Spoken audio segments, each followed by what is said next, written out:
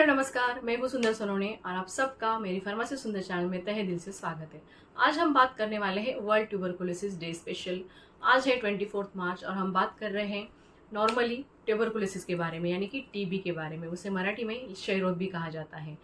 आज की वीडियो में हम जानने वाले टीबी यानी क्षय रोग की संपूर्ण जानकारी, इलाज कौन से है, बचाव के तरीके कौन से हैं, फार्मासिस्ट की भूमिका क्या है और पोषण कौन से होते हैं, इस बारे में चर्चा करने वाले हैं। तो प्लीज एंड तक बने रहिए और जानते रहिए इंपॉर्टेंट बातें। आज है 24 मार्च यानी कि वर्ल्ड ट्यूबरकुलोसिस डे। एक ऐसा दिन जो हमें एक खतरनाक बीमारी के प्रति जागरूक करने के लिए मनाया जाता है। क्या आप जानते हैं भारत में हर साल लगभग 25 लाख लोग टीबी से प्रभावित होते हैं, लेकिन सही जानकारी और इलाज से इसे पूरी तरह से ठीक किया जा सकता है। आज हम आपको देंगे टीबी की संपूर्ण जानकारी, उसके लक्षण, इलाज, बचाव और फार्मासिस्ट की भूमिका, पोषण और सरकारी योजनाओं के बारे में विस्तार से चर्चा करेंगे। तो दोस्तों बने रहिए हमारे साथ और इस वीडियो को ज़्यादा से ज़्यादा शेयर कर दीजिए ताकि ज़्यादा से ज़्यादा लोग इसका फायदा उठा सकें। ये जानते हैं टीबी क्या है, यानी कि हम समझते हैं पहले टीबी की मूल जानकारी। टीबी एक संक्रामक बीमारी है जो माइकोबैक्टीरियन ट्यूबरकुलोसिस यानी कि बैक्टीरिया के कारण होती है। यह मुख्य रूप से फेफड़ों यानी कि पल्मोनरी टीबी को प्रभावित करता है, लेकिन शरीर के अन्य हिस्सों जैसे हड्डियां, ब्रेन, लीवर और किडनी को भी प्रभावित कर सकते हैं, जैसे कि एक्स्ट्रा पल्मोनरी टीबी। यह खांसने, छींकने और संक्रमित व्यक्ति के संपर्क में आने से फैलती है। तो चलिए जानते हैं टीबी के प्रकार कौन से। सबसे पहला है एक्टिव टीबी, जिसमें लक्षण दिखते हैं और ये संक्रामक होती है। और दूसरा है लैटेंट टीबी, जिसमें बैक्टीरिया शरीर में होता है लेकिन सक्रिय नहीं होता। चलिए जानते हैं टीबी के लक्षण कौन से हैं और इसकी पहचान कैसे की जाती है। तो पहले जानते हैं सामान्य लक्षण के बारे में। लगातार 2 हफ्तों से ज़्यादा खांसी आना, खांसी में बलगम या खून आना, अचानक वजन कम होना, रात को पसीना आना, भूख न लगना और कमजोरी महसूस होना आदि सामान्य लक्षण दिखाई देते हैं।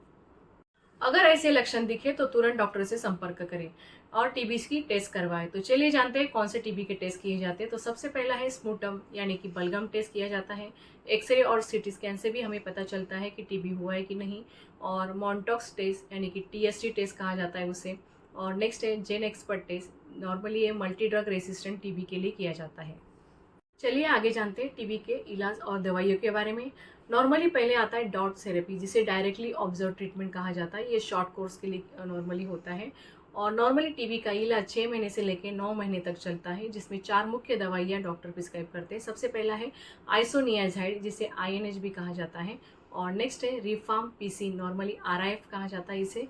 और थर्ड नॉर्मली है पायराजिनामाइड, जिसे PZA भी कहा जाता है। और फोर्थ है एथाम्बुटान। नॉर्मली ऐसी दवाइयाँ यूज़ की जाती है और ये डॉक्टर की प्रिस्क्रिप्शन से लेनी होती है।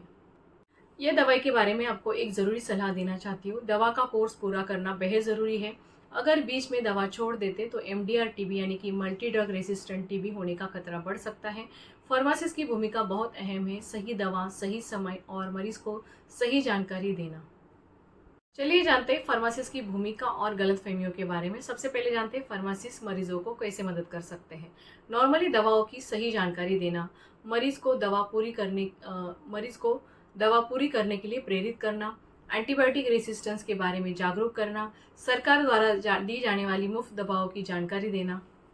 तो चलिए जानते हैं टीबी से जुड़े कई गलतफहमियों के बारे में और उसे सही करने का तरीका। नॉर्मली टीबी सिर्फ गरीबों को होता है क्या, ये सवाल ज़्यादातर आता है या गलतफहमी होती है। तो इसका आंसर आपको देना चाहूँगी कि किसी को भी हो सकता है और ये संक्रामक बीमारी है। और दूसरा गलतफहमी है कि टीबी के मरीजों से दूरी बनानी चाहिए। तो इसका आंसर है सही इलाज से इसे पूरी तरह ठीक हो सकता है, मरीज का साथ देना बहुत ज़रूरी होता है। और एक तीसरी गलतफहमी है कि टीबी का इलाज होम्योपैथी या जड़ी बूटियों से हो सकता है क्या। तो नॉर्मली आपको एक बात बताना चाहूँगी कि टीबी का इलाज सिर्फ एंटी टीबी ड्रग यानी कि ATT से ही संभव होता है।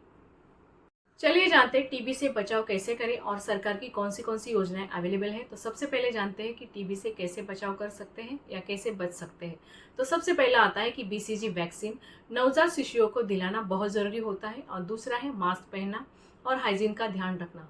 मास्क हम normally use and throw use कर सकते हैं, या नॉर्मली सर्जिकल मास्क यूज़ कर सकते हैं, या कॉटन का मास्क भी यूज़ कर सकते हैं। और ज़्यादा मात्रा में जहाँ एयर पोल्यूशन है वहाँ पे हम N95 ये मास्क भी यूज़ कर सकते हैं। भीड़ भाड़ वाली जगहों पर सावधानी बरतना बहुत इंपॉर्टेंट होता है।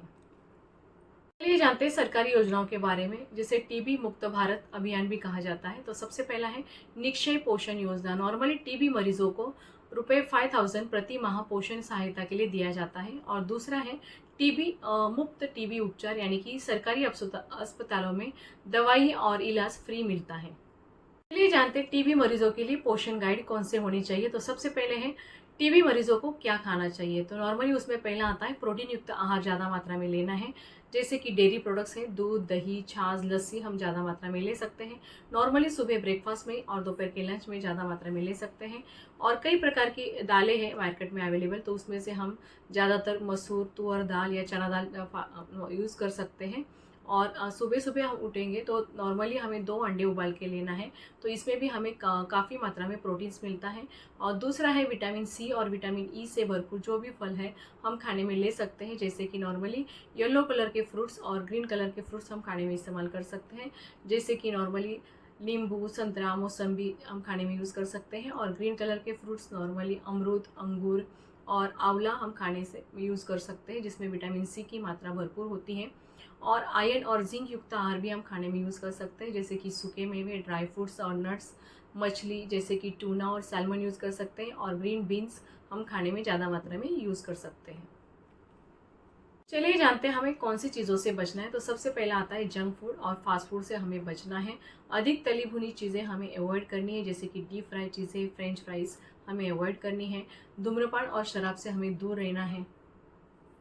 अगर आपको ये वीडियो अच्छा लगा तो इसे लाइक करें, शेयर करें और फार्मेसी सुंदर चैनल को सब्सक्राइब करें और बेल आइकॉन को क्लिक करें, ताकि स्वास्थ्य से जुड़ी और इन्फॉर्मेटिव वीडियो आपके पास जल्दी से पहुंच सके। नॉर्मली टीबी के खिलाफ लड़ाई में जागरूकता ही सबसे बड़ा हथियार है। इसे हर किसी के तक पहुंचाइए और ज़्यादा से ज़्यादा लोगों तक शेयर कीजिए, ताकि सब लोग इसका फ़ायदा उठा सकें। और इसके साथ ही हमारी इस वीडियो के साथ मैं आपसे विदा लेती हूँ। Stay connected, stay healthy, stay happy.